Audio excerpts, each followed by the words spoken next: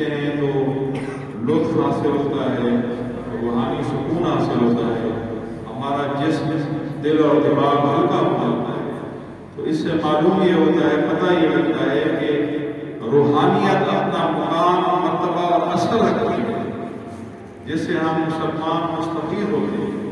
جب ہم روحانیت سے دور ہوتے جاتے ہیں تو پھر ہمارے اندر بے چینی اور بے سکونی پیدا ہوتا ہے۔ ہم بیٹھ جاتے ہیں، اپنے گھروں میں پریشان رہتے ہیں، کاروباروں میں پریشان رہتے ہیں، دکانوں پر پریشان رہتے ہیں، لیکن جب ہم اللہ کے گھر میں آتے ہیں تو سکون محسوس کرتے ہیں۔ اللہ کے گھر میں آ کر اللہ کی باتیں جو ہوتی ہیں اور رسول پاک کی جو باتیں ہوتی ہیں، اولیاء کرام کی جو باتیں ہوتی ہیں، وہ پرسکون ہوتی ہیں اور روحانیت سے بھری ہوئی ہوتی ہیں۔ تو حضرت غوث اعظم جیلانی اور ان کی کرامات جو ہیں وہ بہت سارے آپ نے میڈیا پر بھی سنا ہے، اور ابھی انہوں نے دلشاد قادری صاحب نے کتب چوروں کا ذکر کیا، تو بہت سارے جو چور تھے وہ کتب ہو گئے۔ تو یہ کیسے ہوئے؟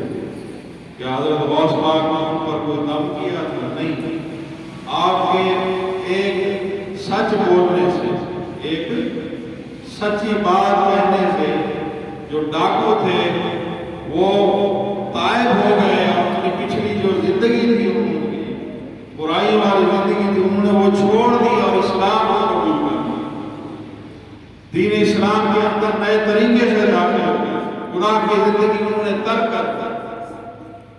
تو حضرت غوث اعظم رضی اللہ تعالیٰ عنہ، آپ نے ابتدائی تعلیم اپنے مکتب میں حاصل کی، اور جب آپ نے ابتدائی تعلیم حاصل کر دی تو آپ نے اپنی والدہ سے اجازت چاہی کہ میں جانا چاہتا ہوں عراق کے اندر، بغداد کے اندر، کہ وہاں پر بڑے بڑے علماء ہیں اور بڑے بڑے مفتیان ہیں، بڑے بڑے اساتذہ ہیں، ان کا بڑا بڑا نام ہے اور بڑے بڑے مفتیان ہیں، ان سے میں کچھ سیکھنا چاہتا ہوں، ان سے میں کچھ علم حاصل کرنا چاہتا ہوں۔ تو آپ کی والدہ نے جو ان کے پاس جمع کی تھی وہ 80 دینار تھے، انہوں نے جمع کیے ہوئے تھے ان کی والدہ، اور ان کے ایک اور بھائی بھی تھے حضرت شیخ سید عبد القادر جیلانی کے۔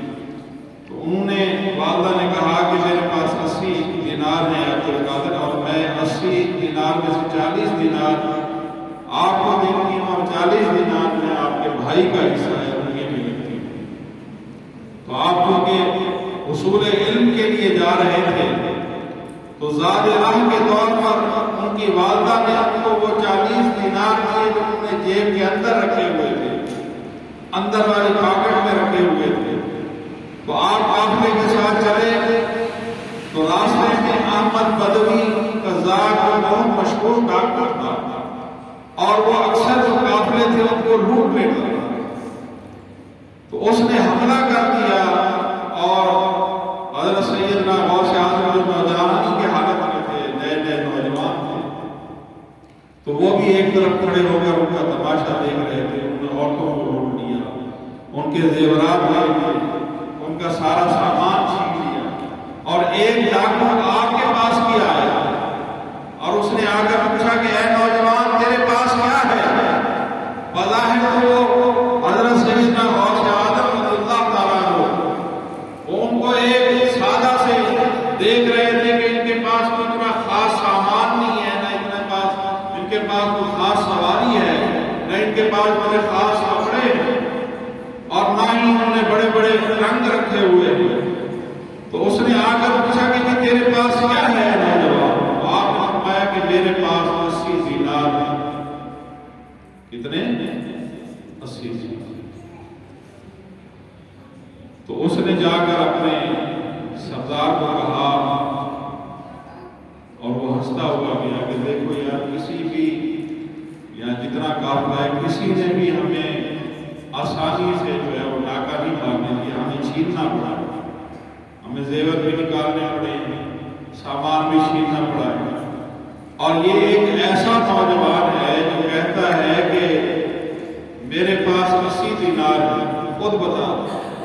حالانکہ ہم نے جس سے پوچھا ہے، کسی نے کچھ کہا، کسی نے کچھ کہا، کسی نے سچی بات نہیں کہی، ہر کوئی کوشش کر رہا تھا کہ بھئی ان ڈاکٹروں سے بچ جائیں، ہماری رقم بچ جائے، ہمارا سونا بچ جائے، ہمارا تجارتی سامان بچ جائے، لیکن یہ ایک ایسا نوجوان ہے، اس نے سمجھا کہ یہ مذاق کر رہا ہے۔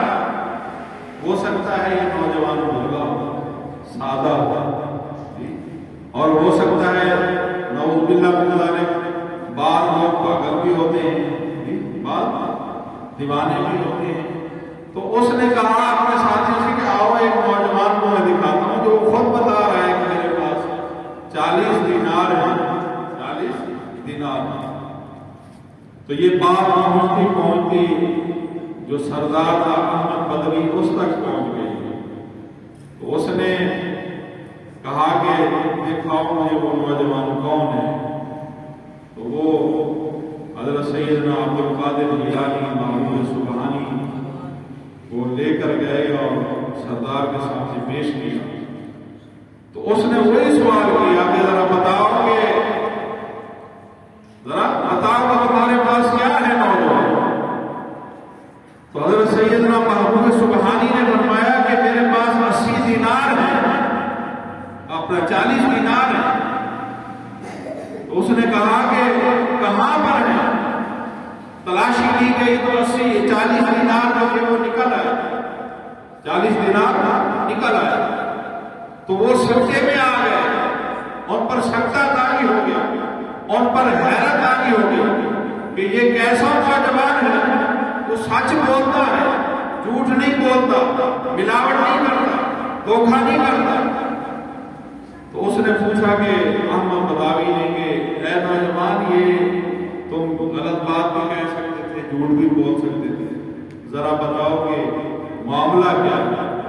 تو حضرت سیدنا غوث اعظم رضی اللہ تعالیٰ عنہ نے فرمایا کہ میری والدہ نے 80 دینار تھے، اس میں سے 40 دینار اس نے میرے بھائی کو دیے، 40 مجھے دیے، اور پھر مجھے فرمایا کہ اے بیٹے ہمیشہ یاد رکھو میری بات، اے بیٹے جب بھی بات کرنا سچ بات، جب بھی بولنا بولو سچ بولنا ہے، سچ کے سوا کچھ نہیں بولنا ہے۔ اس لیے کہ نماز سچی، قرآن سچا، کلمہ سچا، نبی سچا، رب سچا، تو پھر کیوں نہ میں سچ بول کر سچا بن گیا۔ تو میں نے بھی یہ فیصلہ کیا ہے کہ میں اپنی والدہ کا حکم مانوں گا اور سچ بولوں گا۔ تو 80 دینار میں 40 میرے حصے میں آئے، 40 میرے بھائی کے پاس آئے۔ تو آپ نے وہ 40 دینار ان کے حوالے کر دیا۔ تو اس نے کہا کہ ایسا سچ ایک ولی کامل کی زبان سے سننا تھا کہ وہ اتنا اثر ہوا، ان کے سچ سے اثر ہوا، ان کے عمل سے اثر ہوا، ان کے کردار سے اثر ہوا، ان کی زبان سے اثر ہوا کہ وہ سارے کے سارے ڈاکٹروں کے زاروں قطار رو رہے تھے اور کہہ رہے تھے کہ ہائے کاش ہم نے ساری زندگی جھوٹ بولا ہے، ڈاکے مارے ہیں، اور ہم نے لوگوں کو لوٹا ہے، لوگوں پر ظلم کیا ہے، لوگوں کو ستایا ہے۔ اگر سیکھنا ہے تو اس نوجوان سے سیکھ لیں، دیکھو کہ کیسا یہ اللہ کا پیارا ایک نوجوان بنتا ہے جو سچ کے سوا کچھ نہیں بولتا۔ سبحان اللہ۔ تو ایک بات ہمیں یہ معلوم ہوئی کہ سچ میں کتنی طاقت ہے، سچ میں بولو کتنی طاقت ہے، اور وہ سچ اگر ولی کامل کی زبان سے نکلے تو بولو وہ بہت اثر لگتا ہے۔ ولی کامل کی زبان سے نکلے، اور یہ وہ زبان پاک ہے حضرت سیدنا غوث اعظم کی، جس میں لعاب بلند سرکار مدینہ صلی اللہ علیہ وسلم حضور نے بولو خود اللہ، اور آپ کے جد امجد حضرت سیدنا علی شیر خدا نے کہ آپ فرماتے ہیں کہ جب میں نے ابتدائی تعلیم حاصل کر لی تو پھر مجھے سرکار مدینہ صلی اللہ علیہ وسلم دینی تعلیم مکمل کرنے کے بعد مجھے دربار رسالت صلی اللہ علیہ وسلم سے حکم ہوا کہ نبی پاک صلی اللہ علیہ وسلم میرے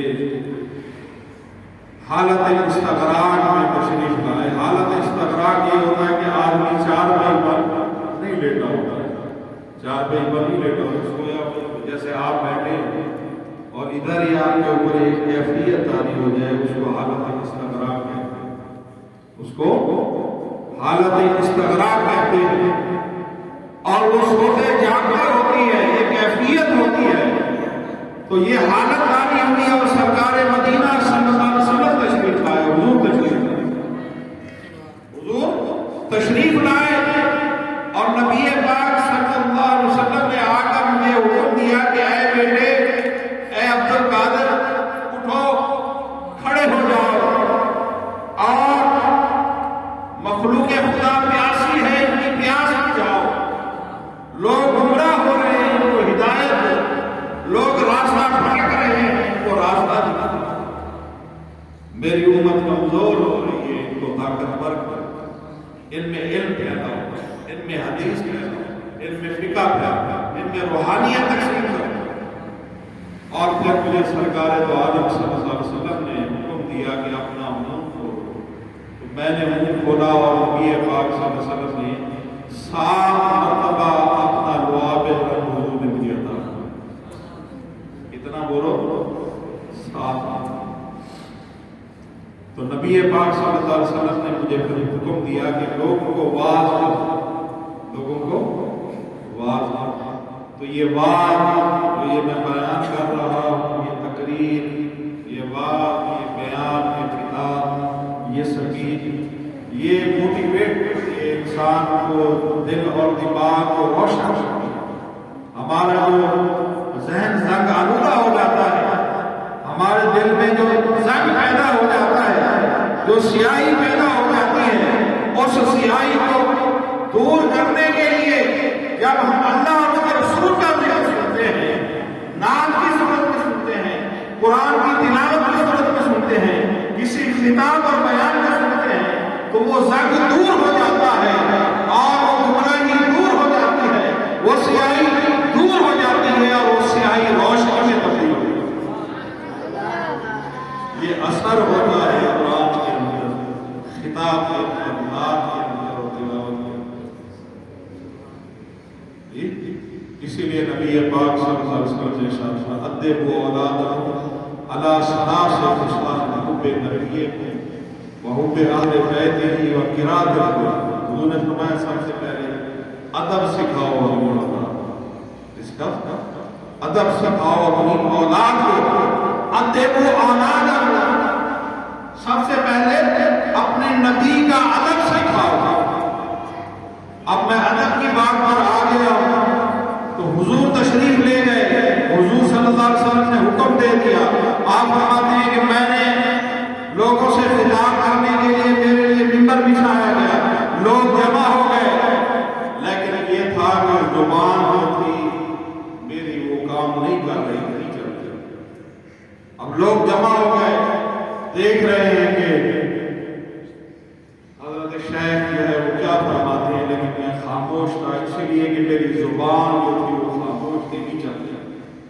دل کے اندر علم کا ایک دریا سمندر تھا, لیکن زبان پر نہیں آ رہا تھا.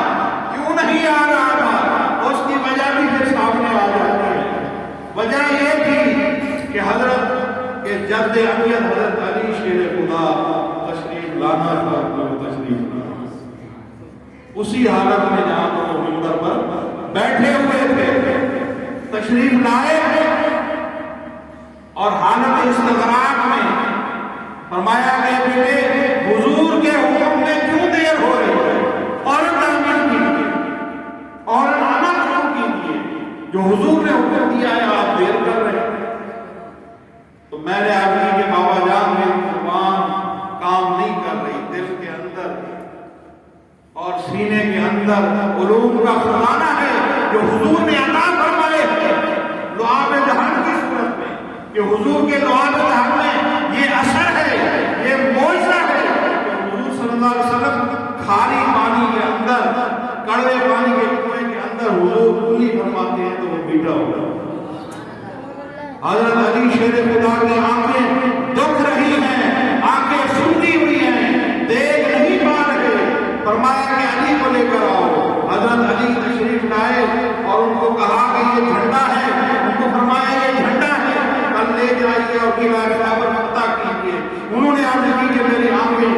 رک رہی ہے، فرمایا کہ آگے آئیے۔ حضور نے اپنا لعاب دہن لگایا اور حضرت علی شیر خدا فرماتے ہیں کہ اسی وقت جو آشوب چشم کی بیماری تھی وہ ختم ہو گئی، میری آنکھیں روشن ہو گئی۔ اور حضرت علی فرماتے ہیں شیر خدا کے اس لعاب دہن کا اثر یہ تھا میرے عزیزوں اور بزرگوں اور طالب علموں کے، یہ اثر تھا کہ حضرت علی شیر خدا سردیوں کے موسم میں بالکل باریک کپڑے پہنا کرتے تھے، ان کو سردی کا اثر حضور کے بعد میں بولو یہ اثر تھا کہ سخت سردیوں میں جاڑے میں لوگ دیکھتے کہ آپ باریک قمیض پہن کر آ گئے، تو وجہ کیا تھی؟ سخت گرمیوں میں موٹے کھدر کے کپڑے پہنتے تھے اور گرمی محسوس نہیں ہوتی تھی۔ یہ وجہ یہ تھی کہ یہ حضور کا لعاب دہن تھا۔ تو حضور صلی اللہ علیہ وسلم کی انگلیاں مبارک چشمے جاری فرما دی تھی۔ ایک لشکر حضور صلی اللہ علیہ وسلم کے ساتھ، وہ لشکر والے بیان کرتے ہیں کہ ہم ایسے مقام سے گزر رہے تھے جہاں پانی ناپید تھا، پانی نہیں تھا اور بہت بڑا لشکر تھا، ہمارے برتن خالی ہو گئے، ہمارے جانور پیاسے ہو گئے اور ہمیں بھی پیاس لگی ہوئی تھی، سخت پیاس لگی ہوئی تھی کہ نبی پاک صلی اللہ علیہ وسلم کی بارگاہ رسالت میں درخواست کی گئی کہ یا رسول اللہ صلی اللہ علیہ وسلم پانی کی قلت پیدا ہو گئی۔ تو حضور علیہ السلام و تسلیم نے پیالہ منگایا، ایک برتن منگایا، اس میں تھوڑا سا پانی تھا اور نبی پاک صلی اللہ علیہ وسلم نے اپنا مبارک اور پاک ہاتھ اس برتن میں رکھا تو وہاں سے آپ کی انگلی مبارک سے پانی کے چشمے جاری ہوئے۔ جتنا لشکر تھا سب کے سامنے حضور علیہ السلام کے مبارک انگلیوں کے چشمے کا پانی پیٹ بھر کر پیا اور اپنے برتن اور جانور کے لیے نکالا۔ اس کو معجزہ کہتے ہیں، اس کو کیا کہتے ہیں؟ معجزہ کہتے ہیں۔ اور یہ اثر تھا لعاب دہن کا کہ آپ فرماتے ہیں کہ میرا سینہ علوم سے بھرا ہوا تھا، لیکن بات یہ تھی کہ میری زبان جو تھی وہ نہیں چل رہی تھی۔ تو جب حضرت علی شیر خدا تشریف لائے تو فرمایا کہ اے بیٹے حضور کے حکم میں کیوں دیر ہو رہی ہے، تعمیر کیوں نہیں کر رہے آپ؟ تو میں نے عرض کی کہ بابا جان میرا سینہ تو علوم سے معجزن ہے، بھرا ہوا ہے، لیکن زبان کی بات نہیں آ رہی۔ فرمایا کہ اپنا منہ کھولو ہے بیٹے۔ تو میں نے اپنا منہ کھولا تو حضرت علی شیر خدا نے 6 مرتبہ اپنا لعاب دہن جو ہے وہ میرے منہ میں ڈالا۔ کتنے دفعہ بولو؟ اور حضور نے کتنے دفعہ؟ تو 6 مرتبہ کیوں تھا؟ پوچھا گیا یہ اے بابا جان یہ 6 مرتبہ حضور نے ساتھ فرمایا کہ ادب کی وجہ سے حضور کے برابر ہم کیسے ہو سکتے؟ حضرت علی نے فرمایا کہ حضور کے برابر ہم کیسے ہو سکتے؟ یہ ادب کا تقاضا ہے کہ باادب بانصیب، بے ادب بے نصیب۔ جو ادب والے ہوتے ہیں وہ حاصل کرتے ہیں۔ تو آپ نے فرمایا کہ پھر میں نے لوگوں سے جب خطاب شروع کیا تو ایک وقت آ گیا جو ہزاروں کا مجمع، راوی بیان کرتے ہیں کہ ہزاروں کا مجمع جو تھا حضرت شیخ سیدنا عبدالقادر جیلانی سے خطاب ہوا اور آپ کے مجمع میں نہ صرف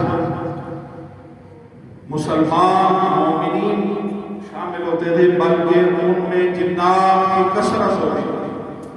جنات بھی آپ کی محفل میں کثرت سے تھے اور ایک عامل میں وہ بیان کرتے ہیں بزرگ ہمارے والد محترم حضرت سیدنا عبدالقادر جیلانی کے دور میں بہت بڑے عامل تھے۔ انہوں نے ہمیں بتایا کہ جب حضرت سیدنا غوث اعظم رضی اللہ تعالیٰ عنہ کی محفل ہوتی تھی تو اس وقت میرے والد ماجد جب عمل کرتے ایک دن انہوں نے عمل کیا تو وہ جنات جو تھے وہ حاضر نہ ہوئے، حاضر ہوتے تھے، حاضری دیتے تھے، تو کافی دیر تک وہ عمل کرتے رہے لیکن وہ حاضر نہیں ہوئے۔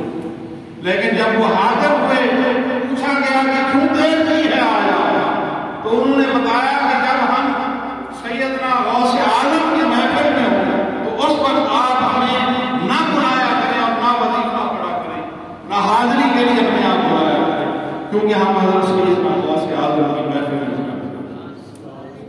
اور راوی یہ بھی بیان کرتے ہیں کہ جب حضرت سیدنا غوث اعظم خطاب فرما رہے ہوتے تھے تو ہم اس طریقے سے ان کو پہچانتے تھے کہ ہمارے درمیان وہ آتشی مخلوق کیسے موجود ہے، تو ہمیں ایک نشانی سے پتہ چلتا تھا کہ جب آپ پرجوش خطاب فرماتے تھے تو وہ جو وہاں پر موجود مومنین جنات ہوتے تھے ان کے جو سر اور ان کی ٹوپیاں ہوتی تھی وہ